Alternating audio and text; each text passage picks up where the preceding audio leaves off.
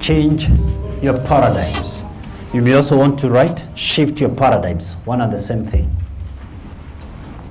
Throughout human history, philosophers have had different views about our universe. Thales believed that the earth is flat and floated in water like a log. Anaximenes believed the earth is flat but suspended in the air. Xenophanes believed the earth is flat with the upper side touching the air and the lower side extending without limit. The idea of a spherical earth was first proposed by Pythagoras approximately 500 BC, a concept that was later shared by Plato and Aristotle. The very first time that we thought about the solar system and the planets, it was proposed by Nicholas Copernicus, who suggested that the planets go around the sun. But he held the view that both the sun and the stars do not move at all. In 1609, Johannes Kepler refined the Copernican system and designed, or rather developed, a scientific model that explained the orbital movement of the planets around the sun. That same year, 1609, Galileo Galilei invented his telescope, and with a magnification of 9 times, he was able to view phenomenal sights like the 4 moons of Jupiter, the largest moons of Jupiter, and even the terrain of the moon, including its mountains and valleys. But while the idea of a spherical earth was gaining momentum, the evidence was overwhelming. The then bishops of the church refused anyone from advancing what they called heretical teachings about a spherical earth. Actually, they persecuted Galileo and arrested him so that he does not advance his views about a spherical world.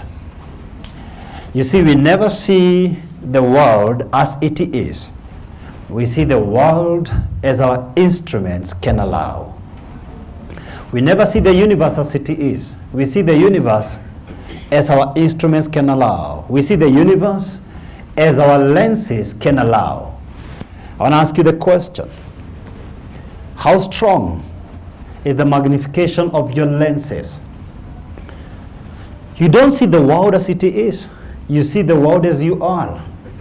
You can be all around wealth and never see it. You can be all around opportunities and never see them, and never seize them. In fact, you can date your dream life partner, take coffee with him or her, and never realize it. You know, there are people who only notice scarcity and poverty because you see the world as you are. I'm telling you this. A nanny can raise a child, and 30 years later, that nanny is employed by the same child she nursed. They lived in the same house, but different worlds. A security guard can open the gate of an infant when they are going home for their very first time from hospital, and the same child employs the same security guard. They are in the same compound, but different worlds. You don't see the world as it is. You see the world as your lenses can allow. You see, conventions teach us, if it looks like a duck, swims like a duck, quacks like a duck, then probably it's a duck. You see, this logic suggests you can identify an unknown subject by observing its habitual characteristics. What if you're observing your subject using inferior instruments? What if you're observing and judging me using inferior lenses? What if you're observing and judging me by your worldview, your limited worldview? Is your worldview the only reality? Precious friends, brothers and sisters, I want to tell you tonight, there's another reality that no eye has seen, no ear has heard, and no mind has conceived. That's why Scripture says, call unto me and I'll show you hidden things that you think not. You see, the highest form of ignorance is fighting something that you do not fully understand. An intelligent mind will entertain an idea even without accepting it. And the way to shift your paradigms, one word, exposure. That's why we travel to distant places. We don't travel to escape life. We travel so that life cannot escape us. Exposure brings the hidden to the surface. If a child grows seeing the mother growing cabbages small scale, and the father taking those cabbages to the local market on a donkey cart, then the dreams of that child are limited to either growing cabbages small scale or becoming a donkey operator, cart operator. I'll never forget one time we were at Luxor City, a small town in Egypt. There was a young man, approximately 15 years of age, who wanted to help us board the boat. With my dear friend Dennis and a couple of people here. And I looked at the young man. I didn't need any assistance to board the boat. Number two, that boat did not need a conductor. It was a motorboat. But because he grew there, he was born there, he never went to school, the only activity on earth he knows is helping people get on the motorboat so that he can get some tips. You see, you're limited to what you've been exposed. Now, the 17th century, the king of Siam used to invite the ambassador of the Netherlands in the palace over the weekends and sometimes some of the evenings. He wanted to hear stories about Europe. One day, the Dutch ambassador said how water sometimes in his country during winter freezes to something like a solid, so much that a man or even an elephant, if they ever existed in the Netherlands, could literally walk on water. The king of Siam, which is modern day Thailand, couldn't take it. He felt taken for granted, and they never saw eye to eye anymore. He ordered his staff that guy should never get in that gate anymore for taking the king for granted. You see, ladies and gentlemen, the conformity of a testimony, or rather the credibility of a testimony, is limited to its conformity to your direct experiences. And given the king's 17th century experiences of a country in Southeast Asia, he never fathomed in his wildest imagination the very concept of ice. He couldn't handle it. You're limited to exposure. I'll never forget Easter this year. My master, who is together with me here, said something interesting. Lover boy, you mean Facebook is that young? 2004. First, I was surprised that Mercy didn't know Facebook was started 2004, because I talk about it time and again. So I know sometimes not everybody listens to me. But what surprised me more is how our son Zig reacted. What? Facebook is so old. 2004. You see, the boy was born 2007. His world began 2007. Anything before 2007 is too old.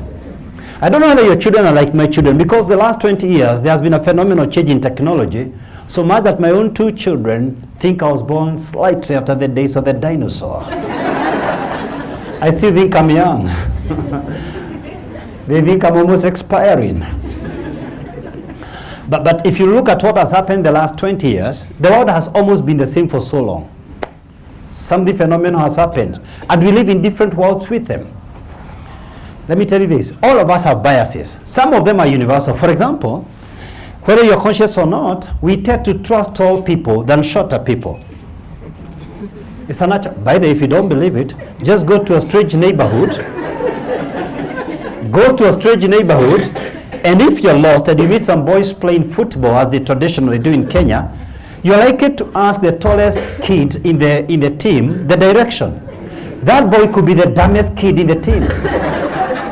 But the natural tendency is to ask the tallest among them. So the men here who are short, remember this, you've got to work twice as hard. That's the truth. We have a natural tendency of trusting attractive people much more. An extremely, exceptionally, extraordinarily attractive woman in the streets of Nairobi will easily con anyone by asking any man for directions. Very few men will escape if she's a crook. I hope that the attractive women can use the same energy to do proper marketing, maybe of proper products.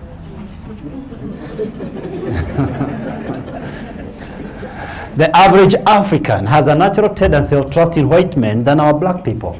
So if a white man here in Nairobi opened a restaurant or a boutique or an electronic shop or a restaurant, honestly, the average African is likely to trust that shop than our fellow countrymen and women. Is that a fact? I'll never forget March this year, I was invited to speak in a conference for women in digital technology. What surprised me a little bit was the fact that I was the only black trainer in that conference.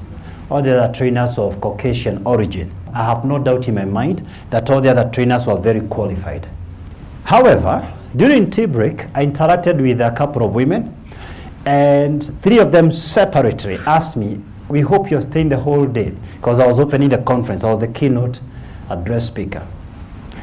And one of them actually got so emotional, she had to be taken away. I had to talk to her on the side because she said there's something she connected with my speech. This was a business speech.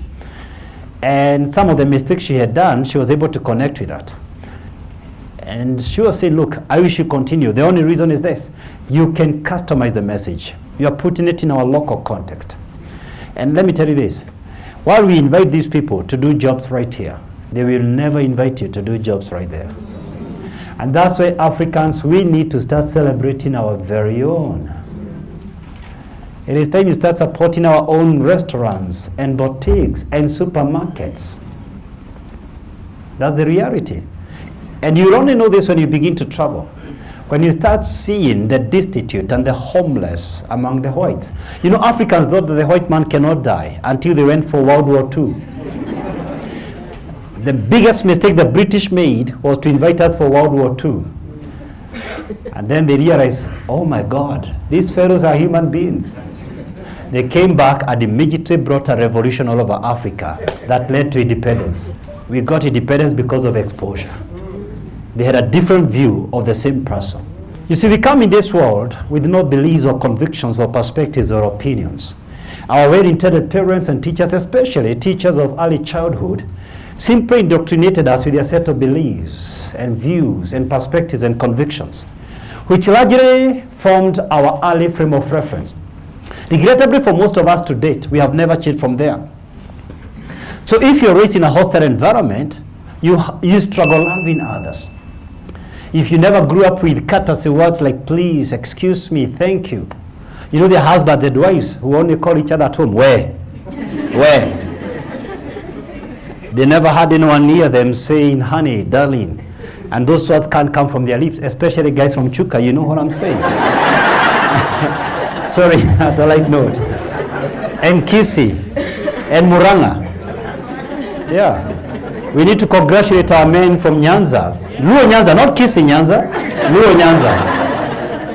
Kisi is just like Meru. And why our brothers from Luo Nyanza are able to say darling? Because they had their father saying it and their grandfather. It has been passed on from generation to generation.